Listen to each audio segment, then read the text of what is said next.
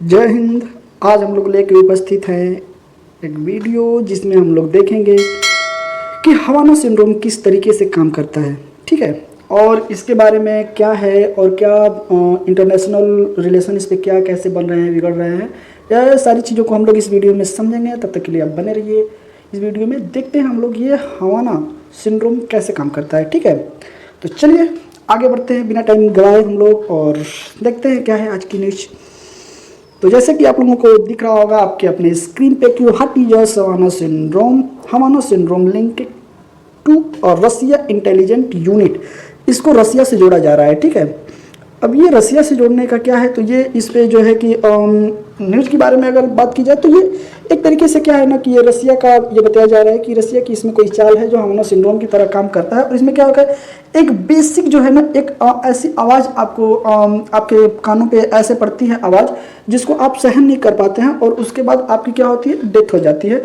तो बेसिक इसी को रसिया से जोड़ा जा रहा है। और ये हो क्या रहा है, तो ये अमेरिका इंटेलिजेंट जो है, अमेरिका की जो ये एमबेसी है उसमें जो लोग काम कर रहे हैं, अमेरिका के जो अधिकारी उसमें काम कर रहे हैं, अक्सर उन लोगों के साथ ये देखा जा रहा है। तो अमेरिका ने ये आरोप लगाया है कि ये रसिया की इसमें चाल है। ठीक है, रूस की।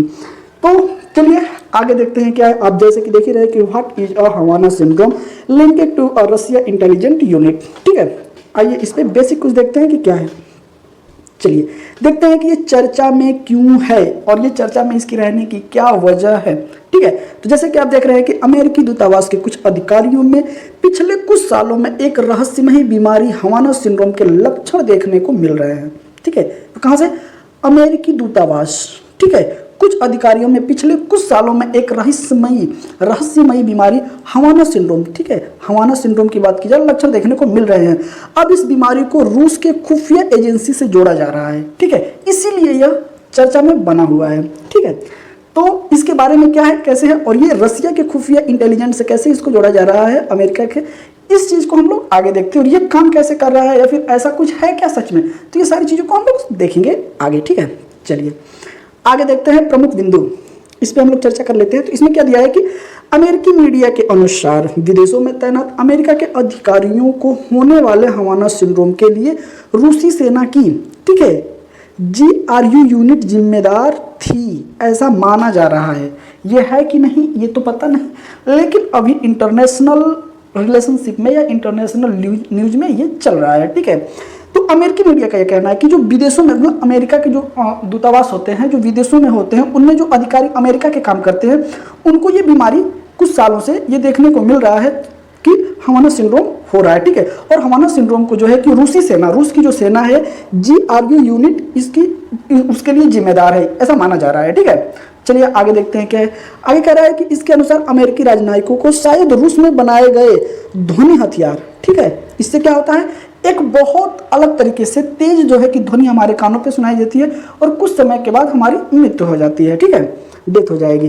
तो ध्वनि हथियार से निशाना बनाया जा रहा है। जैसे कि आप देख रहे हैं इसके अनुसार अमेरिकी राजनयिक, तो उनको शायद रूस में बनाए गए ध्वनि हथियार में निशाना बनाया जा रहा है। ठीक है, आगे चलते हैं। रूस ने इन आरोपों को खारिज किया है। रूस ने इन आरोपों को मानने से इनकार कर दिया है, बोला है कि ऐसा हमारे पास कोई हथियार नहीं है जो हम ऐसे यूज कर रहे हैं अमेरिका के खिलाफ। लेकिन आपको पता ही होगा कि लंबे दशक से, ठीक है, लंबे दशक की अगर बात की जाए तो लगभग जब द्वितीय विश्व युद्ध समाप्त हुआ उसके बाद शीत युद्ध स्टार्ट हुआ, जिसमें कि दो पावरफुल कंट्री उभर के सामने आया।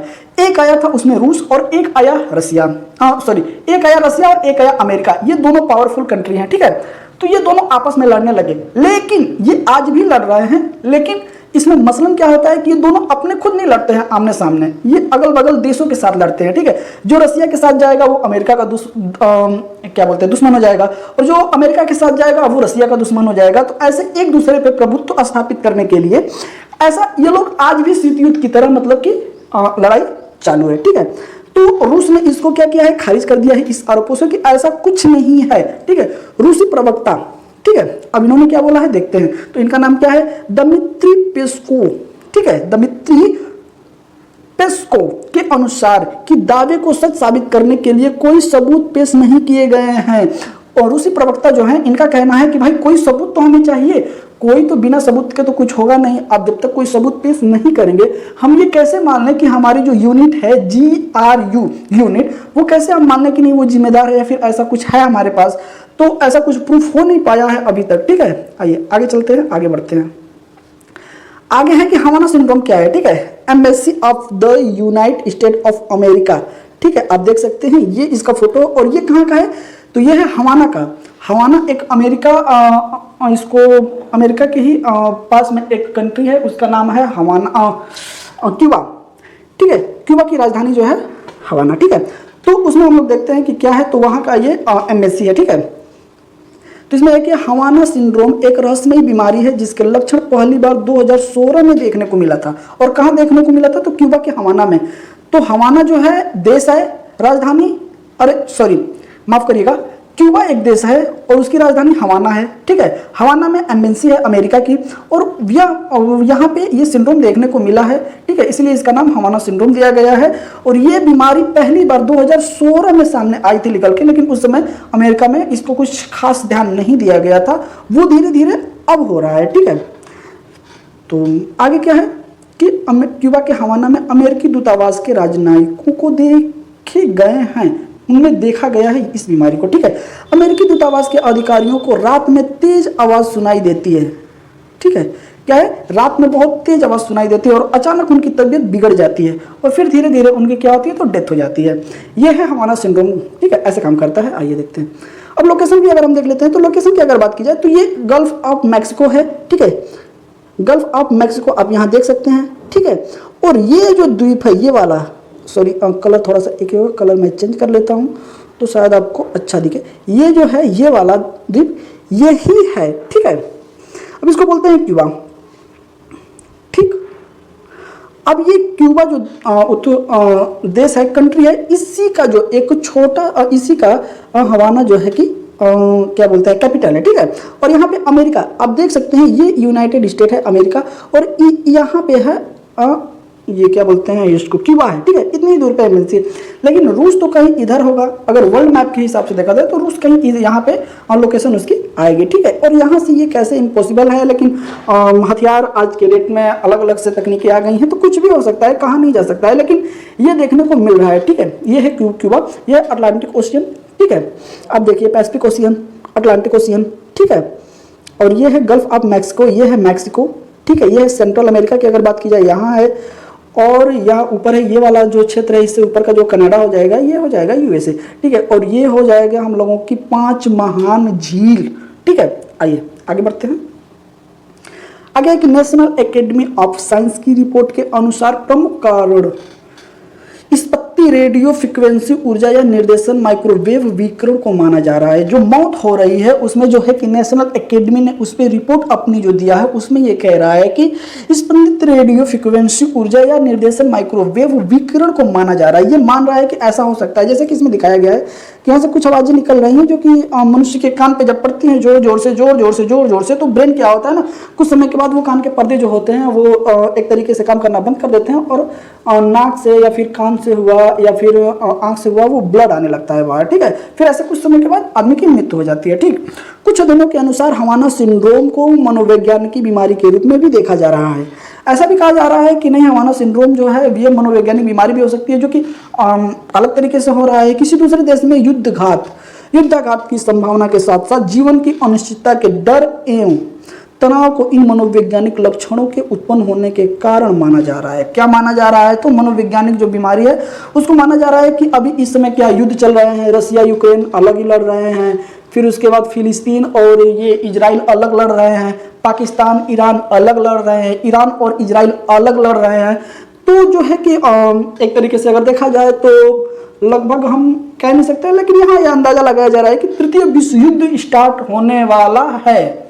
ठीक है, ऐसा माना जा रहा है, क्योंकि जो यूएनओ है, यूएनओ का काम तो कुछ है नहीं, वो तो बेचारा जिसका खाएगा उसका गाएगा, उसका यही हाल हुआ पड़ा है। तो खैर इसकी कोई बात ही नहीं है। तो ये जो तनाव है, ये जो डर है, इस वजह से भी लोग कह रहे हैं कि नहीं हवाना सिंड्रोम स्टार्ट हुआ है। ठीक है, या फिर ऐसे ही तनाव की वजह से या फिर डर की वजह से जो है कि वैज्ञानिक लक्षण भी जो है इनके मौत के कारण हो सकते हैं, ऐसा माना जा रहा है। ठीक है, अभी कंफर्म कुछ भी नहीं है।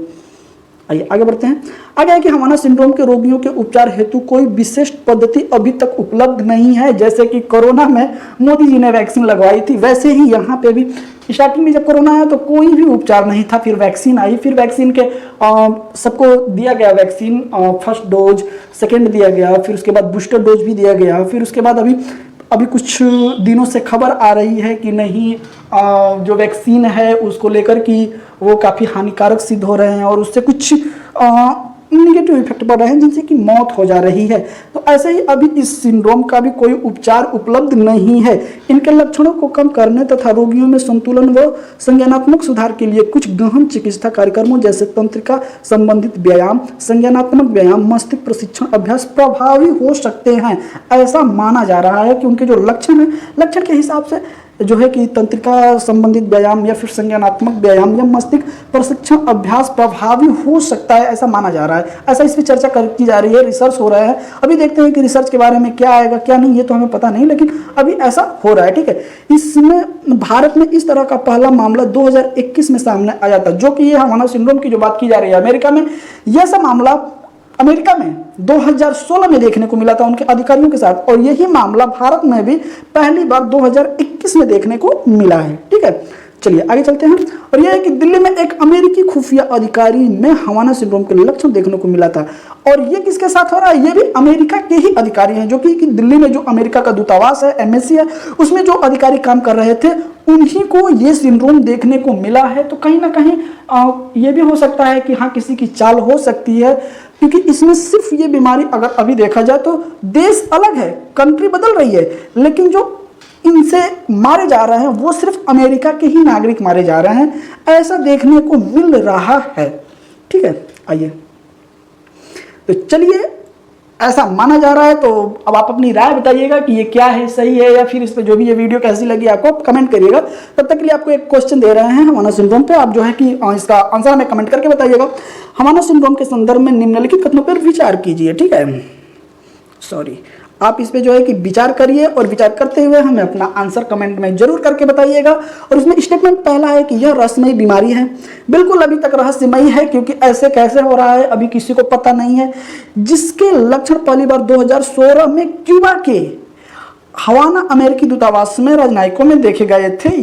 ठीक है, अब बताइएगा कि 2016 में क्यूबा के हवाना अमेरिकी दूतावास में ये पहली बार लक्षण अमेरिका के जो वहां पे अधिकारी थे उनके अंदर ये देखा गया था। दूसरा स्टेटमेंट है कि इनके उपचार हेतु कोई विशिष्ट पद्धति उपलब्ध नहीं है अभी तक।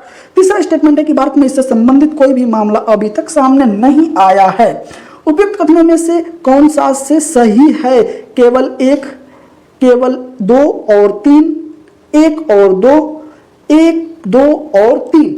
तो कौन कौन सा इसमें स्टेटमेंट सही है, आप हमें कमेंट करके जरूर इसका आंसर बताइएगा।